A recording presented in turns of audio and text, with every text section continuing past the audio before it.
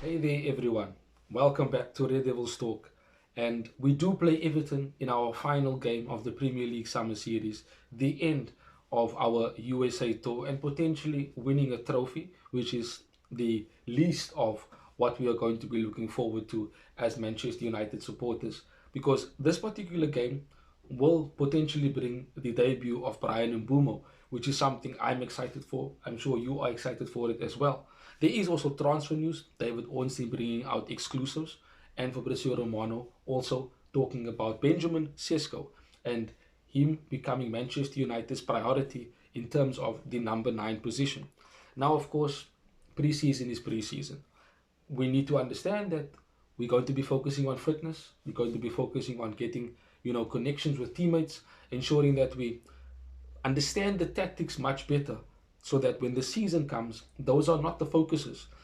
This is the time that Amorim is taking with the players to make them understand what they need to do individually, but also as a unit when they are defending, attacking, and of course transitioning in between those two phases in terms of play. Now, you did see improvements against Bournemouth. You could see it in the goals that we scored. You could also see it in the way we played. There was very, very good moments for us in terms of physicality, but also in terms of the way we are when we have the ball in our possession. So there are improvements, and hopefully that continues to happen on a regular basis because you can see now exactly what Amorim is trying to do. The players who were supposed problems in previous seasons, you could say that they are completely gone right now, and there is a change in the atmosphere. And this is evident by the way the players are speaking after the game, and it's also evident by how the players are showing themselves on the pitch and also off the pitch. Now, for me in this particular game, it does not matter who Amorim starts or brings on in the second half because against Bournemouth, both 11s that played, not necessarily full 11s in the second half, but both players, teams that had their chances in the first half and the second half, there was a certain sense of synchronicity because we could see the same patterns of play, we could see the same type of pressing, and we definitely saw things that were all the same between the starting 11, which was the players who played first, and of course those who came on in the second half. And yes, that was without Mateus Cunha and Brian Mbumo. And now against Everton, there will be an opportunity, perhaps for Amorim to give that a go, to try a Mbumo, Cunha, and a Hoyland front three and see exactly how that does work. Of course, it sounds good. It sounds like there will be, opportunities, there will be goals because Hoyland is scoring, he's having good performances, and he's speaking like a player that has been reborn. So maybe there will be a much better season for him. And maybe having Cunha and Mbumo behind him, also with Ahmad, Dogu, and of course Bruno, etc., that can give him a platform to get more opportunities to score goals. Now, of course, let us focus a bit on the transfer news because let's be honest, we are probably going to win Everton, and I'd be surprised if we don't. I'd be surprised if we don't score goals because West Ham scored against them. We know Bournemouth won against them 3-0. So we should be able to score against Everton, evident by the way we actually have been playing since the preseason started. But with transfer news, Benjamin Sesko is Manchester United's priority. And this is what David Ornstein has said in his report. He said Manchester United prioritizing Benjamin Sesko if the striker chooses us this particular summer. Now, Fabrizio said that he needs to choose between us and Newcastle, but let's be real.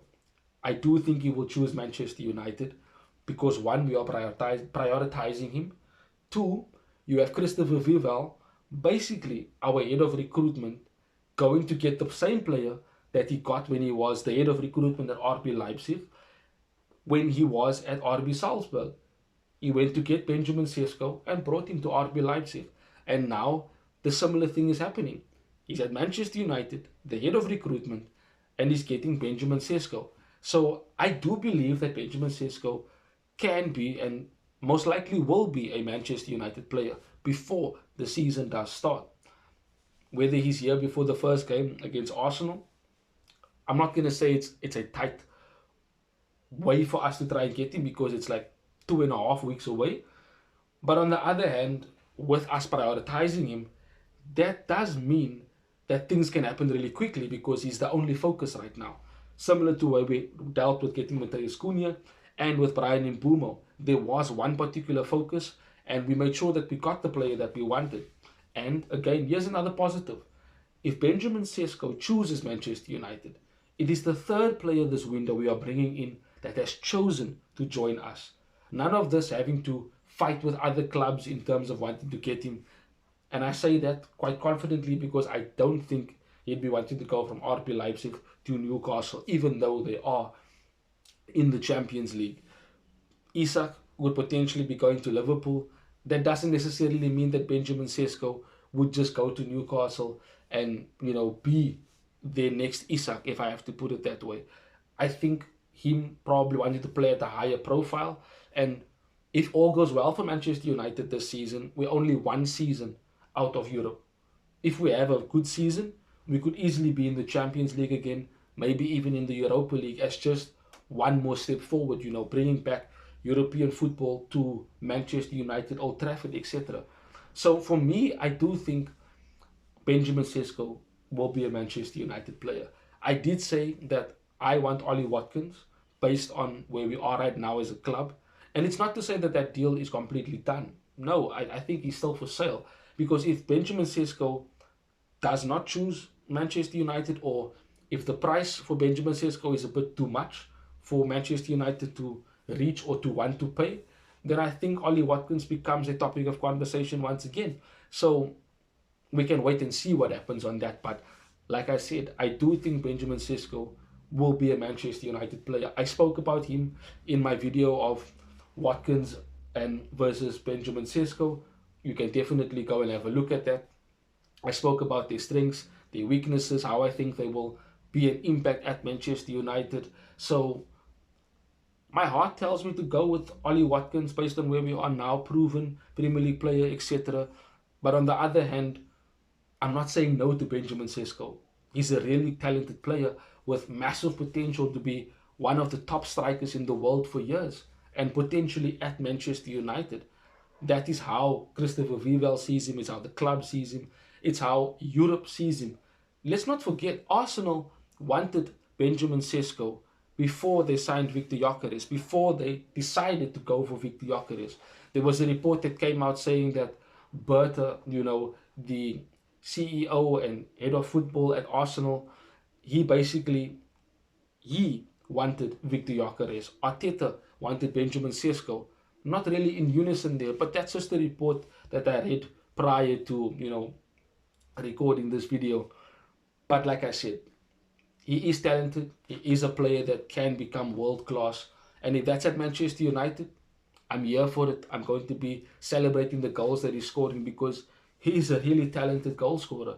Let's not forget, he is a player with high potential. So let's see what happens as the time goes on. But David Ornstein has confirmed this, that we are prioritizing Benjamin Sesko, and Fabrizio Romano backed that up as well. So, in my opinion, he could be Manchester United's next number 9. And having him with Mbumo, Cunha and Bruno, providing with opportunities, Ahmad, etc. Yeah, Manchester United's attack instantly upgraded from last season and seasons before. So, it is exciting. Let's not forget that. It is really exciting. But thank you for joining me in today's video. Let me know your thoughts on Benjamin Sesko and him being Manchester United's priority. Of course, also let me know what you think the score will be against Everton. And of course, have a wonderful day further. Till we see each other again soon, Red Devils. Bye-bye. Thanks for watching. If you want more content on Manchester United, like, share and subscribe.